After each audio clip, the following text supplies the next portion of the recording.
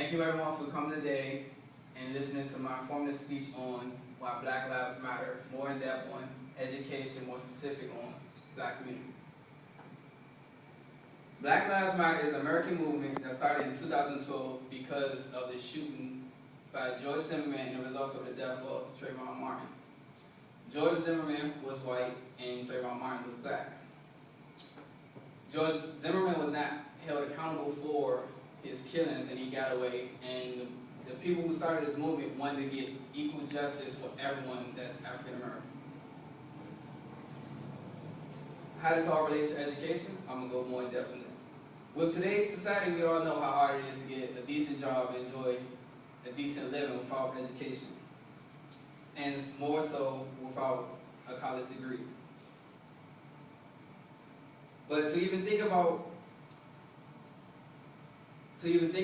getting an education, first you must even think about getting through elementary school, middle school, high school before you even consider going to college.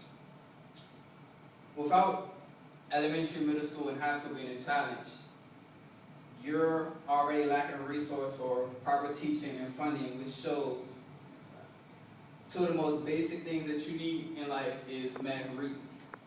As you see in this chart right here, with white being the blue, blacks being red, Hispanics being the yellow, and Asian Pacific is purple.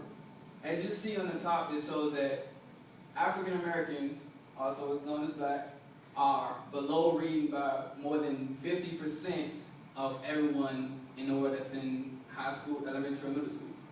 Down at the bottom, you see that blacks are still leading where it comes to being below basic math. As you know, basic math is low, then you have proficient, then you have advanced. So it shows that we're way below where we need to be recognized as doing good in school.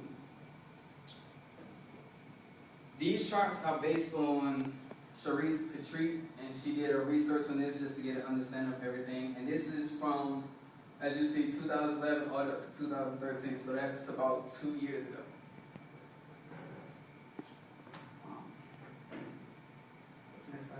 Now for those who make it out of high school, the only option that they have are going to HBCUs who cannot get in predominantly white schools. For those who are at the HBCU schools, they don't always get the support they need because the funding is not where it needs to be because of the way they changed the federal grants and loan program, which in results they had to drop out because they don't have the funds to stay in school. So how does this affect the community? Well, for one, with little education means less job opportunities. Then with the youth who are up and coming, they don't have positive role models to see, positive role models who are there to keep them on the correct path and guide them down what they should and shouldn't do. Most of their role models have to do with athletes and people who have bad influence that are in the neighborhood who are results of doing crimes. This is how their minds work, and it gets them into the streets.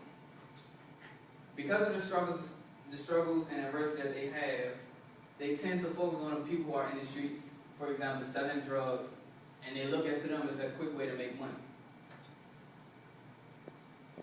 In the streets, you have more kids that are going there, or if they're in school, they're not really paying attention. And with them being in this whole cycle, they're standing in the streets, selling drugs, breaking the law, and ending up in jail or dead. And with all of this happening, you got a continuous cycle over and over again that's not breaking, which only causes us to look much more bad and bad. So at the end of the day, we need more support and more people come together to fight to get better education systems for us so we can improve as a race and look better across the nation.